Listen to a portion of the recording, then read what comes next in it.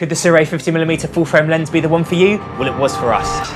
Sirui, of course, a storm in recent years with their budget anamorphic lenses. We invested in a couple of their original crop sensor lenses during the pandemic. We absolutely loved the look, but the fact they didn't cover a full frame sensor became a real problem for us. It just meant that we couldn't use them on serious client productions. But Sirui answered our prayers with a set of full frame anamorphic lenses with a price tag for each lens coming in at around £1,500. There's only one catch: they don't come in Canon EF mount, but if you're a Sony Micro Four Thirds or Canon RF user, stick around. So of course, the look is very cinematic straight out of the box being an anamorphic lens. They are quite warm in comparison to some other lenses that we've used, and like any anamorphic lens, we get the anamorphic flares. These ones are quite prominent and blue and quite noticeable, and I'm not a huge fan of them, but it's a small price to pay for such a sharp lens that offers such a cinematic look to your projects.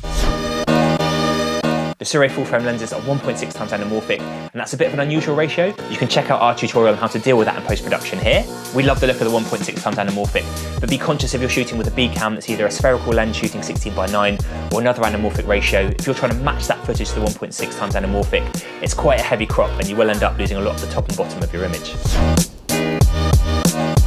We've used the Sirui 50mm full frame anamorphic on a whole range of productions, everything from run and gun documentaries to more staged narrative shots, and it's held up on all of them and been a really fantastic lens to have in our kit. It's T2.9, so copes well in low light and also gives a really great shallow depth of field. The minimum focus distance of 75cm or 2.5 feet might catch you out at first because you can't get quite as close as you would with, say, a spherical 50mm lens and still find focus, but in our opinion, that's a small trade-off for a fantastic 50mm full frame anamorphic lens at this price point. Thank you.